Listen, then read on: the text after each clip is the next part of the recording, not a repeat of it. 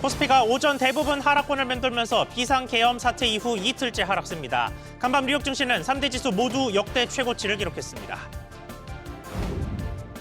정부는 이틀 연달아 유동성 공급 대책을 강조하며 시장 안정 메시지를 보냈습니다. 금융감독원은 증권사 CEO를 불러 모아 비상 대응을 주문했습니다. 지난 3분기 우리나라 GDP 잠정 성장률이 속보치와 같은 0.1%에 그쳤습니다. 글로벌 투자은행들은 속속 내년 성장률 전망치를 낮추고 있습니다. 탄핵 정국이 불거지면서 국회 논의 예정이었던 햇살론 15 예산 증액 논의도 미궁에 빠졌습니다. 이대로라면 내년 햇살론 공급은 올해보다 40%가량 줄어들 것으로 관측됩니다.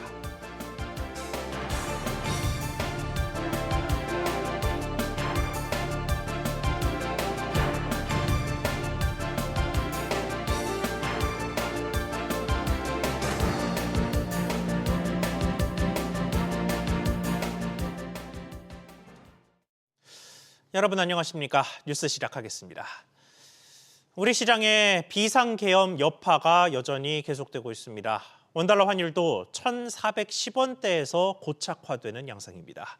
박규준 기자. 네, 박규준입니다. 네, 오전 시장 상황 먼저 전해주시죠.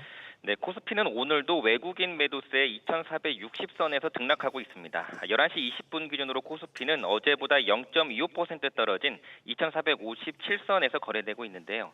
어제 4천억 원 순매도했던 외국인은 오늘도 2천억 원 규모 매도 우위를 보이고 있습니다. 시총 상위 종목들을 보면 삼성전자와 SK 하이닉스는 1에서 3% 오르고 현대차와 기아는 떨어지고 있습니다. 고려아연은 다음 달 임시주총을 앞두고 지분 매입 경쟁으로 장중 177만 6천 원까지 오르면서 다시 최고가를 경신했습니다. 코스닥은 어제와 비슷한 607원, 670선 중반에 거래되고 있는데요. 어제 이제 2년 1개월 만에 최고로 올랐던 달러 대비 원화 환율은 오늘 4원 넘게 추가로 뛰면서 현재 1,414원 선에 거래되고 있습니다. 네, 우리 증시 분위기와 달리 간밤에 뉴욕 증시는 아주 좋았습니다.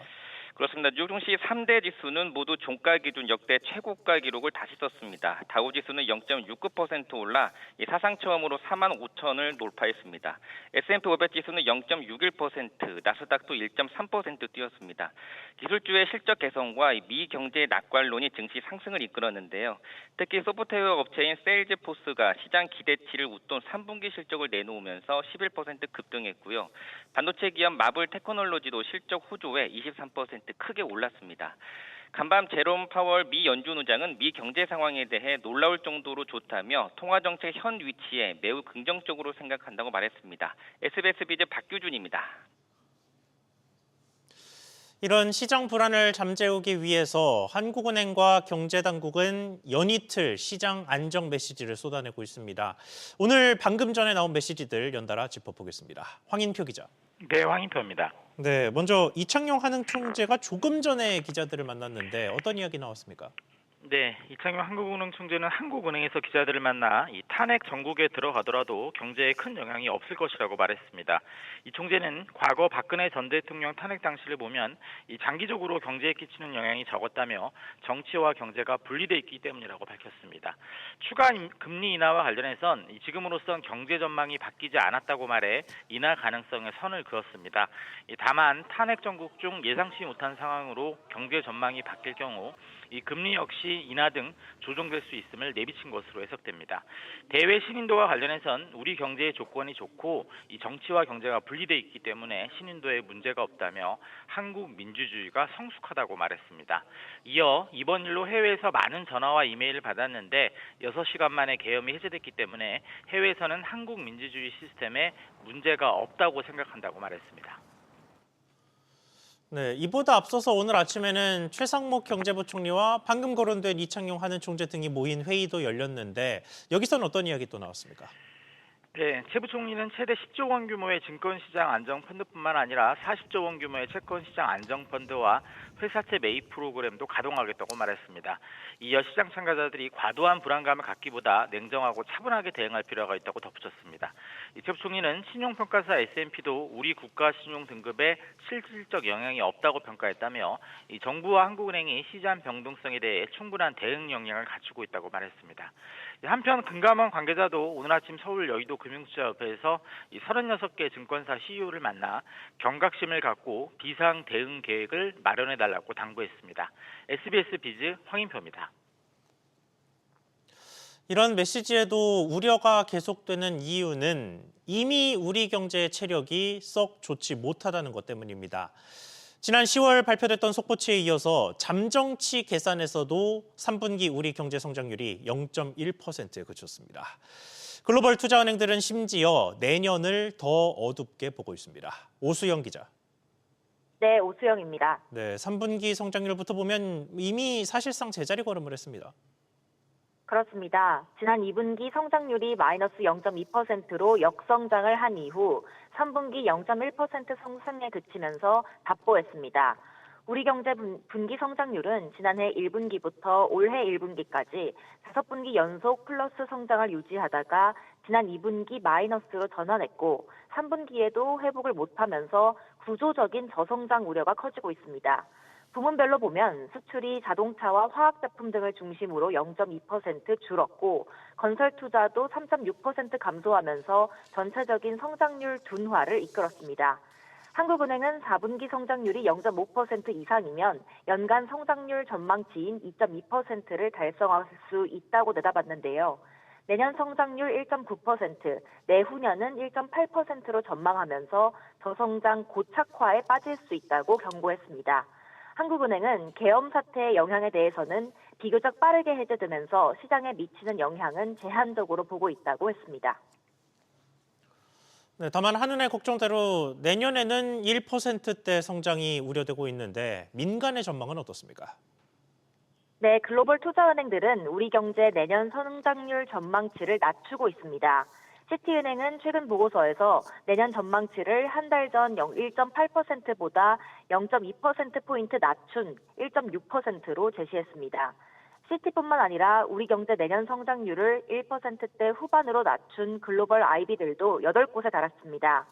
골드만삭스와 뱅크 오브 아메리카 메릴 린치는 2.2%에서 1.8%로, UBS는 2.1%에서 1.9%로, 그리고 노무라는 1.9%에서 1.7%로 낮췄고 JP모건은 1.8%에서 1.7%로 각각 우리 경제 내년 성장률 전망치를 낮췄습니다. SBS 비즈 오수영입니다. 이 와중에 나라 밖 상황도 우리에게 우호적이지 않습니다. 미국과 중국이 본격적인 반도체 전쟁을 시작한 가운데 중국 산업계가 미국산 반도체를 거부하는 성명을 냈습니다. 김한나 기자. 네, 김한나입니다. 네, 중국 산업계가 구체적으로 어떤 내용을 발표했습니까? 중국 산업을 대표하는 협회 4곳은 미국산 반도체 제품은 더 이상 안전하지 않고 신뢰할 수 없다며 미국 이외 국가의 반도체 회사와 협력을 확대하고 특히 중국 기업이 생산한 칩을 적극 사용하길 바란다고 밝혔습니다. 앞서 미국 행정부가 중국의 고대역풍 메모리인 HBM 제품과 반도체 장비 수출 규제를 내린 데 대한 반발로 풀이됩니다. 중국 기업들이 AI 칩을 구매하지 말라는 협회의 권고를 받아들이면 AI 반도체를 생산하는 엔비디아와 AMD, 인텔 등 미국 반도체 기업이 타격을 입을 것이라는 분석이 나오고 있습니다. 네, 우리 기업들의 피해도 예상되죠. 네, 삼성전자와 SK하이닉스의 HBM이 탑재된 엔비디아의 그래픽 처리 장치가 중국에서 판매량이 낮아질 수 있기 때문입니다. 앞서 미국이 HBM 수출 규제안을 발표하면서 중국은 HBM을 직접 구매할 수는 없지만 HBM을 패키징한 GPU는 공급받을 수 있습니다. 그런데 중국이 미국산 GPU를 구매하지 않겠다고 예고하면서 국내 반도체 기업들의 중국의 직간접적인 HBM 수출길이 가로막힐 수 있다는 위기감이 돌고 있습니다. 이번 미국의 반도체 수출 규제로 한국의 HBM에 악영향을 끼친 것에 더해 중국 기업들마저 불매 선언에 나서면서 반도체 경기가 악화될 수 있다는 관측이 나옵니다. SBS 비즈 김한나입니다. 다음 소식입니다. 연말 대출 한파가 거세게 불고 있습니다. 벼랑 끝에 몰린 서민들은 특히 대출 받기가 더 막막한데 탄핵 정국 속에 내년 서민 정책 대출의 공급도 줄어들 위기에 처했습니다. 김성훈 기자. 네, 김성훈입니다. 네, 내년에 햇살론 예산이 문제라고 하던데 지금 상황이 어떻게 흘러가고 있는 겁니까? 네, 당초 국회 정무위원회 여야 의원들은 햇살론 15 운영을 위한 서민금융진흥원 출연 관련 내년도 예산을 550억 원 늘리기로 했습니다. 당초 정부는 올해와 동일한 900억 원의 예상을 편성했는데요. 하지만 대위 변제율 증가와 기금 재원 일시 소진 등의 이유로 대출 공급량이 올해보다 40%가량 줄어든 6,500억 원에 그칠 수밖에 없는 상황에 따른 겁니다. 그런데 예결위에서 내년도 정부 전체 예산안을 논의하는 과정에서 정쟁 속의 야당을 중심으로 삭감 내용만 담긴 예산안 처리가 강행됐고요. 다시 오는 10일 올해 정기국회 마지막 날까지 합의를 하기로 하는 우여곡절이 있었습니다. 그런데 이 상황에 계엄으로 인한 탄핵 정국에 들어가면서 햇살론 증액에 대한 논의가 다시 미궁에 빠지게 됐습니다. 합의가 이루어지지 않는다면 원안대로 예산안이 처리돼 내년 햇살론 공급은 줄어들 수밖에 없습니다. 네, 상황이 이렇게 되면 최대한 예산에 맞춰서 써야 할 텐데 그러면 한도가 줄어들 수 있겠습니다. 네, 현재 햇살론 15의 최대 한도는 2천만 원인데요. 이는 코로나 위기 상황을 감안해서 재작년부터 1년 단위로 한시적으로 한도를 600만 원 늘려준 데 따른 겁니다. 이 같은 한도 확대 조치가 이달 말 종료를 앞두고 있는데요. 금융위는 추가 연장 여부와 관련해 예산안 문제와는 결부되지 않을 것이라면서도 검토 후 결정할 예정이라고 밝혔습니다. SBS 비즈 김성훈입니다. 이번 비상계엄의 여파는 의료와 보험 개혁에도 미치고 있습니다. 이번 정부가 의료개혁과 맞물려 추진했던 보험산업개혁 정책도 일제히 불투명해졌습니다. 류정현 기자. 네, 유정현입니다. 네, 각종 특위, 회의 모두 멈춰섰죠. 그렇습니다. 원래 어제 예정돼 있었던 의료개혁 특별위원회가 계엄 사태 수습이 정부의 최우선 과제로 떠오르면서 취소됐습니다. 의료개혁 특위는 민간위원장과 함께 기재부, 교육부, 법무부, 행안부, 복지부와 금융위 등 주요 정부기관이 모두 참여하는 위원회입니다. 어제 회의에서는 비급여와 실손보험 공정보상을 논의하는 공청회 날짜를 정할 예정이었는데요. 이게 취소되면서 공청회가 언제 열릴 수 있을지조차 불투명해졌습니다. 비단 특위뿐만 아니라 의료개혁 자체가 좌초 위기를 맞았다는 분석도 나오는데요. 계엄령 포고문에서 전공의를 비롯한 의료인을 향해 처단이라는 단어를 쓴 데 대해 의료계가 강력히 반발하고 있기 때문입니다. 네, 또 의료개혁과 연동돼 있는 보험개혁도 차질이 우려될 수밖에 없습니다. 그렇습니다. 정부 부처 중 계엄 사태와 그나마 한 발짝 떨어져 있는 금융위원회지만 중장기적인 정책은 우선순위에서 다소 밀리게 됐습니다. 탄핵 정국이 시작되면서 정치권이 극도로 혼란스러워졌고 여기서 전이되는 금융시장 리스크를 잠재우는 게 최우선 과제로 떠올랐기 때문입니다. 일단 이달 말 예정됐던 정부의 비급여 실손보험 개선안 발표가 가능할지가 불투명하고요. 보험업계 전반적인 제도 개선을 추진하는 보험개혁회의도 사정은 마찬가지입니다. 금융위 관계자는 이번 달 보험개혁회의 일정이 아직 잡히지 않았다고 설명했는데요. 지난 8월부터 매달 결과물을 내오던 보험개혁회의였는데 이른 시일 안에 정상화가 필요해 보입니다. SBS 비즈 유정현입니다. 부동산 소식도 살펴보겠습니다. 여의도 대표 노후 단지 중에 한 곳인 수정아파트가 49층 초고층 단지로 탈바꿈되고 진주아파트도 57층 높이까지 높아질 전망입니다. 안지혜 기자. 네, 안지혜입니다. 네, 이렇게 되면 여의도의 스카이라인이 달라지겠습니다. 네, 서울시는 도시계획위원회를 열고 수정아파트 재건축 사업안과 여의도 금융중심지구 지구 단위 계획안을 각각 수정 가결했다고 밝혔습니다. 수정아파트는 1976년에 준공된 노후 단지입니다. 세계동 329가구로 구성되어 있는데요. 이번 결정에 따라 용적률 503%, 공동주택 498세대, 최고 49층 규모의 공동주택 단지로 탈바꿈할 수 있게 됐습니다. 특히 이번 정비계획안은 공공청사인 서울투자진흥재단 사무소를 공공기여시설로 포함했는데 여의도 금융중심지 내 금융산업 클러스터 인프라 기능을 할 것으로 전망됩니다.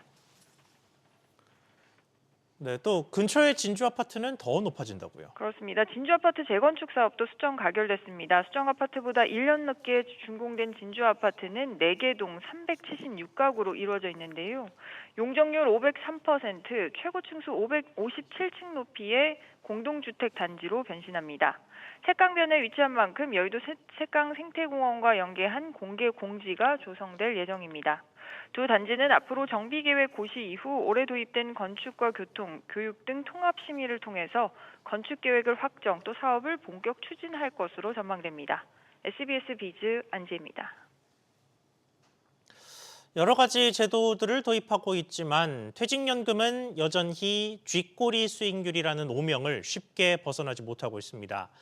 그런데 은행과 증권사들은 퇴직연금의 수수료로 해마다 배를 불리고 있는 것으로 나타났습니다. 서주현 기자. 네, 서주현입니다. 네, 수수료 수입 추이가 어떻게 됩니까? 네, 금융감독원에 따르면 은행과 증권사, 보험사 등 퇴직연금 운용사들이 가입자로부터 걷어들이는 수수료가 눈덩이처럼 커지고 있는 것으로 나타났습니다.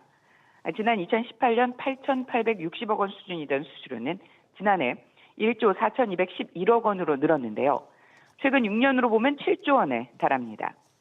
반면 가입자들의 퇴직연금 수익률은 최근 10년 내내 2%대 초반에 머물러 물가 상승률조차 반영하지 못하고 있습니다. 네, 수익률과 수수료가 이렇게 따로 가는 이유가 뭡니까?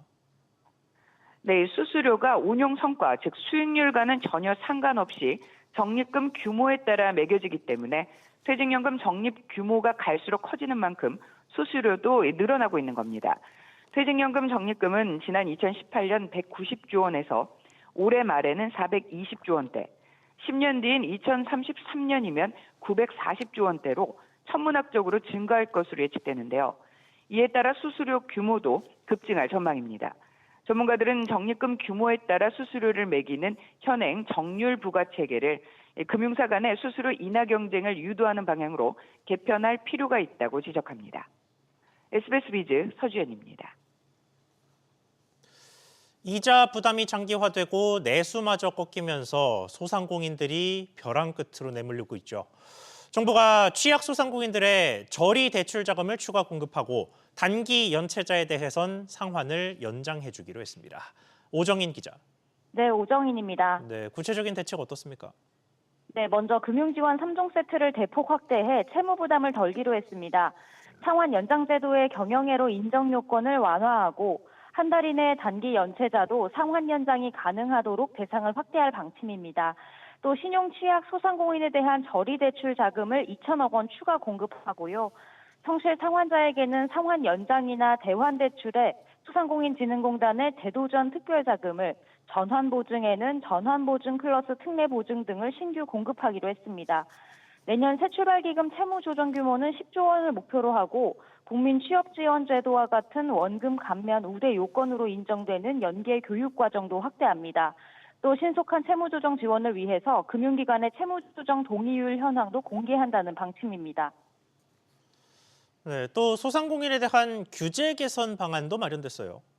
그렇습니다. 소비자 변심으로 매장 내에서 일회용품 컵을 사용할 경우 일회용품 규제를 지킨 사업자가 과태료 처분을 받지 않도록 면책 행위를 명확히 하고요. 광고 대행 불법 행위에 대한 피해 구제를 강화하기 위해 법적 근거도 내년 말까지 마련하기로 했습니다. 직영을 조건으로 운송사업자의 화물차 신규 증차를 내년 한시적으로 허용하고 버스터미널 내 물류창고 등에도 소상공인 관련 업종 입점이 가능해집니다. 이 밖에도 온누리 상품권 활성화를 위해 공공기관의 디지털 상품권 구매를 유도하고 부정 유통은 차단할 방침입니다. SBS 비즈 오정인입니다. 자, 이렇게 소상공인에 대한 구제책은 거의 매년 쏟아집니다만 결국은 단기 자금을 조달하는 게 일반적이라 사업 자체의 경쟁력이 약해진 상인들에게 근본적인 해결책은 못 된다는 지적입니다. 이에 정부가 소상공인의 축적된 노하우를 살린 체질 개선을 지속적으로 추진하고 있는데 구체적으로 이게 어떤 모습인지 최지수 기자가 담아왔습니다. 광주 인쇄골목에서만 30년 넘게 인쇄소를 운영한 이대만 씨. 15년가량 차곡차곡 자료를 모아 인쇄 박물관을 세웠습니다. 역사의 뒤안길을 걷던 인쇄업자가 박물관장이 됐습니다. 아날로그 시대에서 디지털로 바뀌면서 인쇄업들이 많이 쇠퇴돼가지고 거기에 나와 있는 장비들이 고물상으로 이렇게 팔려가는 걸 보고 좀 안타까운 마음에 한 점 한 점 모으게 됐습니다. 우리나라에서 업력이 30년이 넘는 100년 가게는 1,400여 곳 가까이 됩니다. 하지만 세월이 지나면서 생존의 기로에 놓였습니다. 정부가 디지털 전환을 위한 온라인 판로 개척과 맞춤형 교육에 나선 배경입니다. 저희들 공예인들은 기술은 한계가 있습니다. 마케팅에 이런 역량이 너무나 부족했습니다. 저희들은 모여서 팀을 결성하고 시제품 개발까지 완료하는 그런 결과를 가졌습니다. 지역에 뿌리를 둔 소상공인들이 경쟁력을 되찾으면서 지역 경제도 활성화되고 있습니다. 소공인에 관련된 업체가 55만 개 업체입니다. 창업 지원, 컨설팅, 자금 지원, 여러 가지 종류의 지원책이 있습니다. 종합 지원 대책을 만들어서 반드시 성과가 일어나도록 집중적인 지원을 올해 5조 1,270억 원을 지원했던 소상공인시장진흥공단은 내년에 2,733억 원 늘어난 5조 4천억 원을 투입할 계획입니다. SBS 비즈 최지수입니다. 정부가 가상자산의 상장과 폐지 제도를 정비하는 태스크포스 운영을 시작했습니다. 앞으로 국내 가상자산 거래소의 상장 기준이 까다로워질 전망인데 구체적인 상황 짚어보겠습니다. 이정민 기자. 네, 이정민입니다. 네, 어떤 내용이 논의됐습니까? 네, 금융위원회는 지난달 29일 운영을 시작한 가상자산거래소 상장 폐지 제도 TF에서 거래소의 코인 상장에 대한 감독 강화 방안 등을 논의했습니다. 금융당국은 이르면 이달 안에 가상자산 업권과 함께 관리 감독의 실효성을 높이는 방향으로 상장 제도를 개선할 방침입니다. 뿐만 아니라 현재 상장돼 있는 코인 1,330여 개를 대상으로 상장 재심사를 진행하고 있는데요.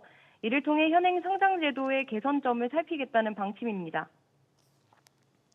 네, 이렇게 TF를 가동하는 배경이 뭡니까? 네, 올해 7월 가상자산 이용자 보호법이 시행되면서 거래소들은 코인의 상장 폐지와 관련해 디지털자산거래소 공동협의체 닥사가 마련한 가상자산 거래 지원 모범 사례를 따르고 있는데요. 내용이 모호하기도 하고 자율이라 실제로 이용자에게 피해가 생겨도 보상하기 어렵다는 지적이 제기돼 왔습니다. 이외에는 그렇다 할 기준이 없어서 현재 당국이 진행 중인 재상장 심사도 이 모범 사례를 토대로 이뤄지고 있습니다. 또 최근 가상자산 가격이 급등하면서 주요 거래소들이 정체가 불분명한 밈코인 등을 상장해 수수료 장사를 하고 있다는 비판이 일고 있는데요. 거래소들이 자체 상장을 해도 문제될 게 없다는 점도 이번 당국의 관리 감독 강화 이유로 꼽힙니다. SBS 비즈 이정민입니다. 한국예탁결제원은 창립 50주년을 맞아 디지털 혁신과 중앙예탁기관의 미래를 논의하는 국제 컨퍼런스를 열었습니다. 이순호 사장은 지난 6월 국채 통합계좌 시스템을 개설했고 우리 국고채가 세계 국채 지수에 편입되는 등 올해 큰 성과를 거뒀다고 설명했습니다. 1970년대 예탁결제 제도의 도입 이래 예탁과 결제, 명의개서 대행 등 주요 업무를 중심으로 성장해온 대표적인 증권 서비스 기업으로 자리 잡았습니다. 또 앞으로도 글로벌 금융 협력을 바탕으로 디지털 혁신 선두주자가 돼 금융시장을 지원하겠다고 덧붙였습니다. 해외 직구 온라인 플랫폼에서 판매하는 휴대폰 케이스에서 국내 기준치를 252배 초과한 발암물질이 검출됐습니다. 서울시는 알리익스프레스 테무에서 판매된 제품 284건을 검사한 결과 휴대폰 케이스, 화장품 등 16개 제품에서 유해물질이 나왔다고 밝혔습니다. 시는 문제가 된 제품에 대해 식약처와 해당 플랫폼의 판매 중지를 요청할 계획입니다. 최윤범 고려하연 회장이 자신이 보유한 고려하연 지분을 0.32%포인트 늘려 17.5%를 보유한 것으로 확인됐습니다. 영풍 MBK 파트너스 연합과 고려하연 경영권을 놓고 분쟁을 벌이는 만큼 임시주총 표 대결에 대비해 지분을 확대한 것으로 풀이됩니다. 고려하연 경영권 분쟁의 최대 분수령인 임시주총은 다음 달 23일 열립니다. 삼성전자가 신임 최고 재무 책임자 CFO로 박순철 삼성전자 디바이스 경험 부문 경영지원실 지원팀장을 내정하고 AI 관련 부서를 모아 AI 센터를 신설했습니다. 조직 개편을 마무리한 삼성전자는 이달 중순 글로벌 전략회의를 열어 내년 사업 계획을 논의할 계획입니다.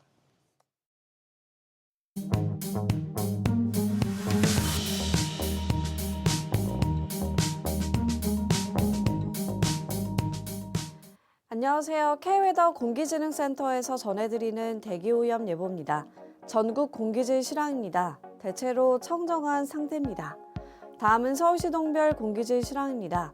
역시 청정하고요. 워스 지역도 보통 수준에 해당하고 있습니다. 오늘 전국 하늘 대체로 구름 많겠습니다. 다만 서해안을 중심으로는 비나 눈이 약간 내릴 때가 있겠습니다. 추웠던 날씨는 낮부터 평년 기온을 회복하면서 반짝 풀리겠고요. 공기질도 청정하겠습니다. 대기순환이 원활하기 때문인데요. WHO와 환경부 기준 모두 전국 보통 단계가 예상됩니다. 당분간 공기질은 청정하겠습니다. 다만 다음 주 초반 중서부를 중심으로는 먼지 농도가 높게 나타나겠습니다. 대기 오염 예보였습니다.